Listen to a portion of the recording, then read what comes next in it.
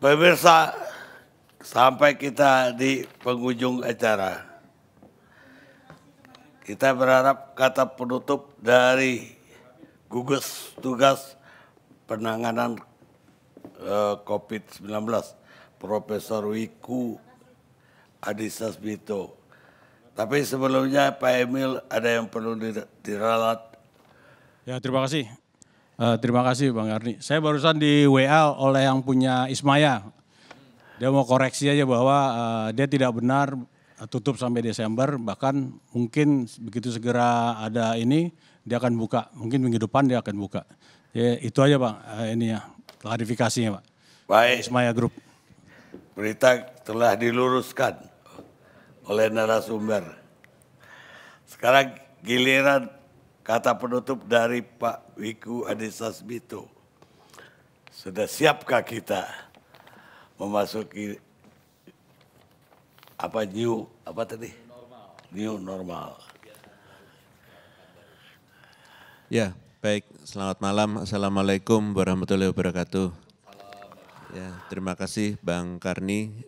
Kita diundang ke sini. Paling tidak kita juga bisa berbagi progres apa yang kita lakukan. Memang masyarakat sekarang kan ramai membuat istilah new normal. Dan new normal itu mungkin untuk orang Indonesia sebagian paham, banyak yang enggak paham, dan mungkin dari sisi komunikasi tadi sudah disebutkan masyarakat Indonesia ini kan budayanya beragam gitu. Jadi mungkin sudah saatnya kita mendefinisikan new normal sesuai dengan budaya dan bahasa lokal begitu ya. Supaya mudah dipahami, soalnya kalau kita nggak paham jadi nggak bisa menjalankannya. Jadi salah satu bahasa Indonesia yang mudah mungkin adalah adaptasi kebiasaan baru, AKB atau kibar. Mungkin kalau dibuat kibar dalam rangka supaya punya nuansa gembira, positif, kita akan berkibar. Kita Agustus kan sebentar lagi kita merdeka, perayaan 17 Agustus, jadi mungkin bisa nggak kita merdeka corona begitu kan. Jadi hope-nya itu harus dibangun positif. Tapi hope positif tanpa diikuti kedisiplinan juga nggak akan terjadi. Jadi yang penting kembali lagi adalah disiplin individu, disiplin kolektif di masyarakat supaya betul-betul perilakunya itu terjaga untuk itu adalah bentuk adaptasi dengan kebiasaan baru sehingga aktivitasnya seperti itu. Nah sekarang Indonesia ini kan besar, ada 34 provinsi, 514 kabupaten kota. Sering orang melihat bahwa Indonesia ini adalah bisa dijadikan satu kesatuan gambar kalau kita bicara tentang kebiasaan baru, maka semuanya kebiasaannya sama. Nah, interpretasi kebiasaan ini kan bisa berbeda-beda antar budaya, antar daerah, kemampuan adaptasi dari pemerintah daerah untuk menerapkan itu juga beragam. Maka dari itu posisi dari gugus tugas adalah memastikan kesiapan setiap daerah untuk menyongsong, bisa cepat, bisa lambat, tergantung kesiapannya. Jadi nggak bisa setiap daerah itu disamakan. Dan untuk itu kita dalam rangka menuju ke situ untuk masyarakat produktif dan aman COVID, kita ada beberapa tahapan. Yang pertama, kita pastikan ada prakondisinya. Prakondisinya itu tentunya adalah pemerintah daerah masing-masing, nasional juga begitu, tapi masing-masing harus mampu mensosialisasikan tentang aspek-aspek pencegahan. Aspek-aspek pencegahan, perubahan perilaku dikomunikasikan secara baik di daerahnya masing-masing sehingga semua punya kesadaran yang sama. Kemudian perlu tentang timing, kapan setiap daerah itu bisa menyesuaikan dan mulainya kan setiap daerah nggak bisa disamakan. Untuk itu kita pengen lihat dulu data epidemiologinya, kasusnya sudah menurun apa belum, konsisten menurunnya apa tidak. Kemudian kepatuhan masyarakat untuk menerapkan protokol kesehatan. Sering orang cuma melihat jumlah kasus dari waktu ke waktu naik, yang ditunggu adalah naiknya kasus gitu. Tapi kok nggak ada yang bisa melihat naiknya perubahan perilaku. Jadi yang dicatat adalah makin banyak orang pakai masker, makin banyak orang disiplin jaga jarak gitu. Kalau itu dicatat dan terus dilihat, harusnya kalau perubahan perilakunya makin naik, maka otomatis kasusnya harusnya makin turun. Kalau kita percaya bahwa protokol kesehatan adalah jawabannya. Dan inilah yang harus semua masyarakat harus melakukan secara bersama-sama. Kemudian kalau kita bicara prioritas, sektor mana yang kita mau buka dulu, daerah mana yang akan duluan, ini akan berbeda-beda tergantung risikonya dari setiap daerah. Maka dari itu kita mengumumkan zona-zona, zona hijau, zona kuning, zona oranye, dan zona merah. Terkait dengan kalau hijau tidak terdampak, kalau kuning berarti risikonya rendah, kalau oranye sedang, merah adalah risiko tinggi. Nah, untuk risiko yang tidak terdampak sudah kita umumkan 102 kabupaten kota sudah bisa melakukan aktivitas, tapi keputusannya melakukannya atau tidak diambil keputusannya oleh pemerintah daerah. Dan kami selalu melakukan konsultasi bersama mereka, Vikon bersama mereka untuk meyakinkan bahwa mereka siap. Kalau mereka sudah siap dan mau mengambil keputusan dan kita lihat mereka siap, silahkan untuk menjalankan. Kalau mereka belum, jangan dulu. Jadi betul-betul kesiapan setiap daerah dan setiap daerah itu berbeda-beda. Begitu juga dengan zona yang berbeda, penanganannya juga berbeda. Jadi tidak ada pemaksaan dari pemerintah pusat untuk setiap daerah mulai bersama-sama. Tidak, karena kita harus melihat dari sisi risikonya. Maka dari itu komunikasi pemerintah pusat dan daerah itu betul-betul penting. Sehingga koordinasi itu menjadi satu kesatuan. Itulah cara kerja gugus tugas memastikan bahwa daerah itu bisa mengendalikan kasusnya sambil mulai beraktivitas ekonomi. Apa yang dibuka tentunya harusnya berdasarkan yang risiko penularannya rendah dan aktivitas ekonominya punya dampak yang tinggi, itu yang harusnya bisa mulai bertahap dibuka. Jangan melakukan misalnya risiko penularannya tinggi, dampak ekonominya rendah. Apakah itu contohnya? Sekolah. Maka dari itu tahapan untuk sekolah itu nanti dulu, karena itu punya risiko penularannya tinggi. Jadi, dan itu harus dipahami oleh seluruh masyarakat dan terutama pemerintah daerah. Jadi satu daerah dan daerah lain bisa berbeda. Kalau kedisiplinannya tinggi, fasilitasnya cukup, semuanya baru itu bisa dilakukan secara bertahap. Jadi Indonesia yang besar seperti ini tidak bisa disamakan dengan negara-negara lain yang punya sumber dayanya lebih tinggi. Dan kita dalam waktu selama 3 bulan ini, menurut kami cukup bagus perkembangannya. Pertama kita berawal dari laboratorium saja, pertamanya kita cuma 1 di Litbangkes, 1, kemudian berkembang menjadi 44, berikutnya lagi jadi 49, berikutnya lagi jadi 52, jadi 78, jadi 129, dan sekarang sudah 147. Dalam waktu 3 bulan, hampir 3 bulan sudah 147. Dan ini tantangannya tidak mudah. 147 laboratorium ini di bawah 11 kementerian lembaga yang berbeda. Bayangkan budaya organisasi struktural yang biasanya lapor kepada satu kementerian lembaga masing-masing, sekarang mereka harus bisa ikut lapor ke tempat yang lain. Misalnya, kalau laboratoriumnya dari Kementerian Pertanian, maka dia harus lapor sekarang ke Kementerian Kesehatan, ke Litbangkes. Itu adalah suatu budaya organisasi yang baru. Itu adalah suatu, adaptasi kebiasaan baru dalam birokrasi.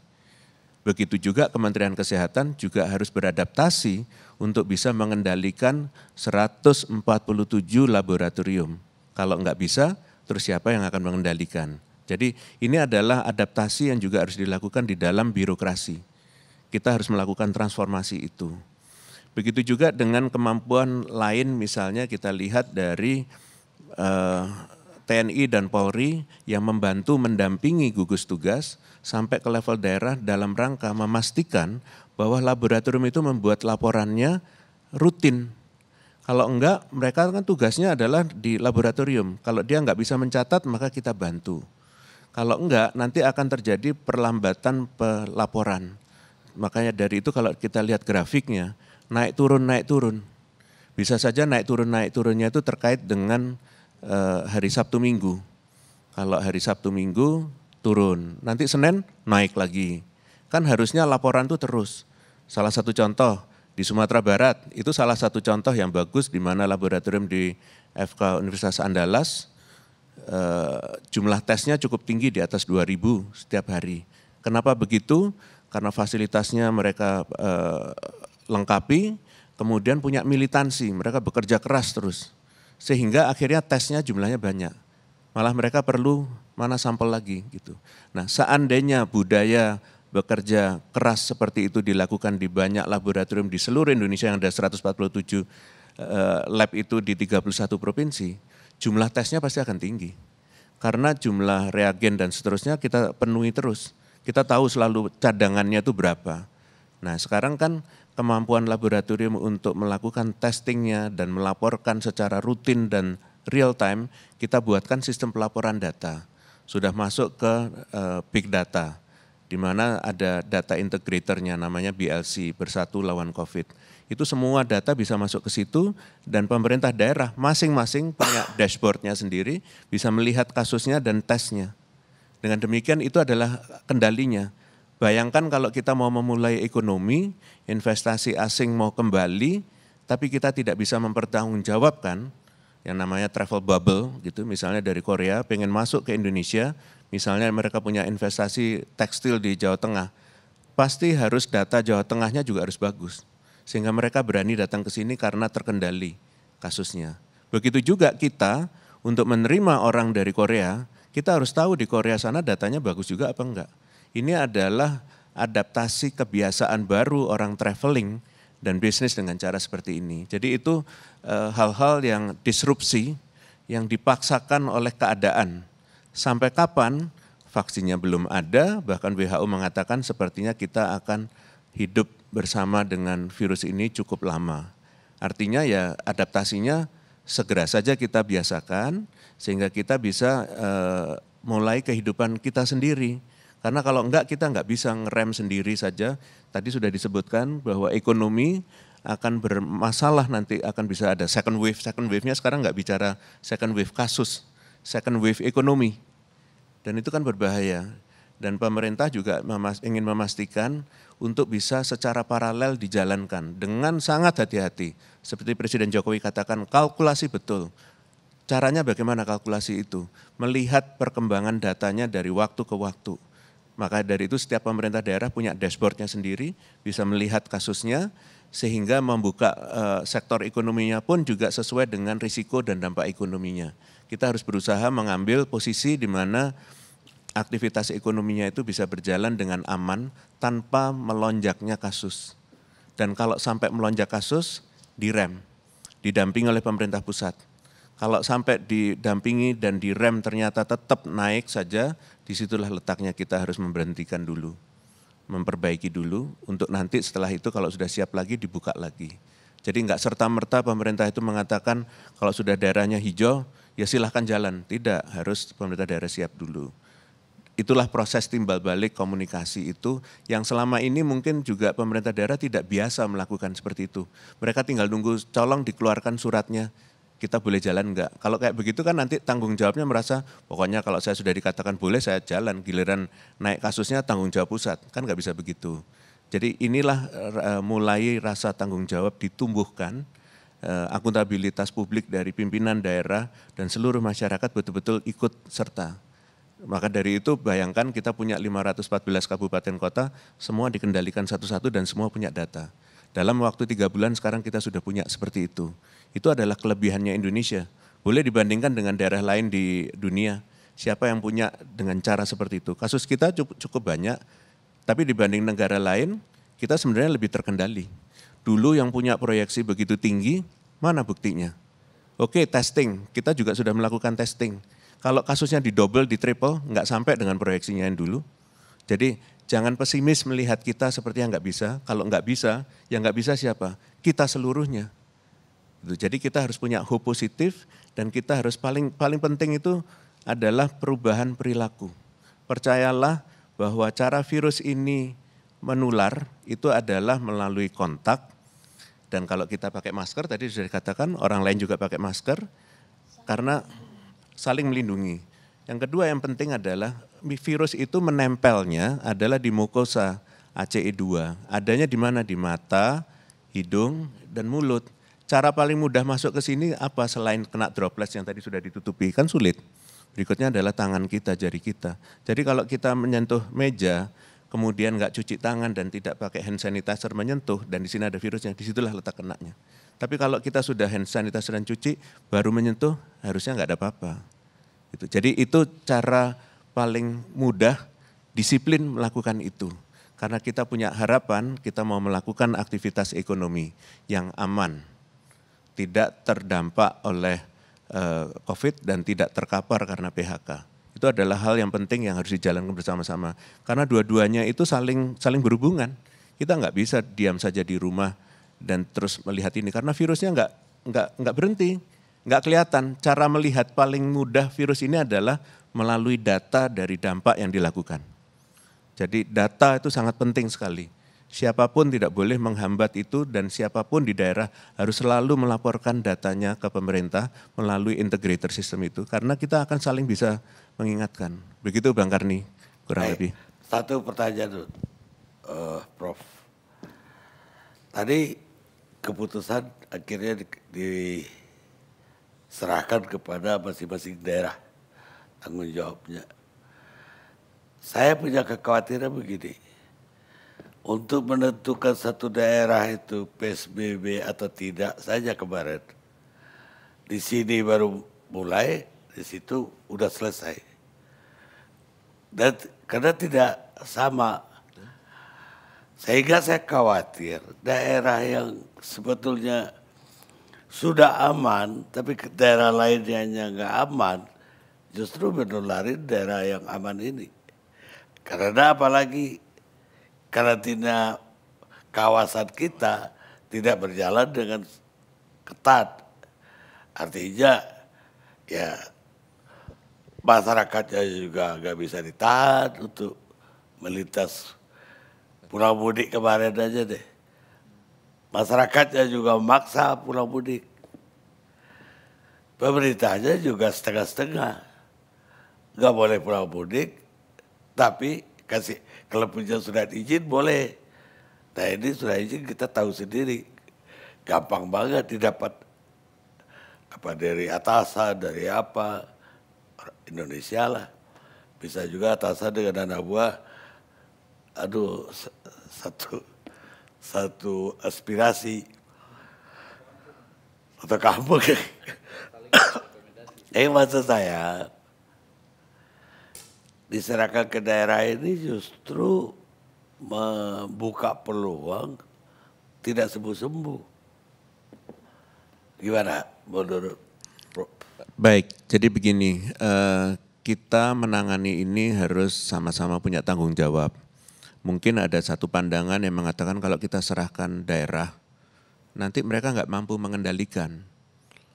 Kalau dipegang oleh pusat, nanti daerah juga mengatakan, kok kita nggak dikasih kepercayaan untuk mengendalikan tempat kita. Jadi disinilah letaknya balance, keseimbangan. Jadi kita selalu memantau mereka, kita memberikan kewenangan, tapi tidak serta-merta kewenangan itu bisa langsung dijalankan oleh mereka kalau tidak bisa membuktikan bahwa mereka siap. Jadi kita kan juga punya datanya pada kondisinya mereka. Cross border atau lintas batas itu yang paling penting. Satu daerah bisa warnanya misalnya hijau, dikitari oleh daerah oranye dengan risiko sedang. Kan bagaimana manusia itu bisa dibatasi begitu. Berarti kan dia harus pastikan kalau Anda mau tetap hijau, pastikan betul penjagaan di border dan kegiatan sosial ekonominya bisa nggak tetap ada di dalam satu daerah kabupaten itu. Belum tentu bisa kan. Nah disitulah letaknya dia harus berkoordinasi pimpinan daerah itu dengan pemerintah daerah di sebelahnya. Nah koordinasi itu dilakukan sehingga akhirnya bisa terkendali sama-sama. dan jangan selalu melihat negatif. Kami melihat dari hanya 2 hari saja yang dulunya berwarna kuning, jumlahnya ternyata 136, ternyata hari ini kita lihat sudah nambah 2, artinya dari yang oranye pindah jadi kuning karena kasusnya. Tapi bisa saja nanti kalau case findingnya dilakukan aktif, testingnya dilakukan aktif, naik lagi. Jadi naik itu bisa 2. Satu adalah karena case findingnya dilakukan dengan bagus, dengan naik, atau memang mereka tidak melakukan apa-apa dan kasusnya terjadi penularan. Dan disitulah letaknya adjustment. Jadi jangan selalu melihat negatif gitu, karena sekarang kita lagi berusaha untuk mencari tahu di sekitar karena testingnya makin bagus. Sekarang dikasih target oleh Presiden untuk 20.000 satu hari. Sekarang kita sudah mencapai sekitar 14.000. Dan itu nanti kan pasti didorong lagi, kita sampai 20.000, tarik lagi menjadi 30.000. Demikianlah kita belajar, bangsa ini belajar. Dan kita juga tahu daerah mana yang sudah aktif, tesnya banyak, ada daerah yang baru mulai. Dan sekarang sudah ada laboratorium mobile dengan mobil seperti yang di Surabaya, BSL 2, sehingga jumlah testingnya juga bisa lebih banyak dan mereka bisa pergi-pergi ke daerah sekitarnya. Itu caranya pemerintah untuk memastikan bahwa setiap daerah itu mampu untuk melakukan tes. Begitu Bang Karni. Baik, Prof. Terima kasih banyak.